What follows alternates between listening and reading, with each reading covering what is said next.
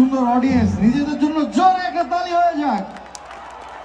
আমরা এই যে নর্থ আমেরিকা ট্যুর করছি, আমাদের প্রায় টোটাল, আমার ব্যক্তিগত আমার টোটাল 27টা শো আমাদের আসছে এবার।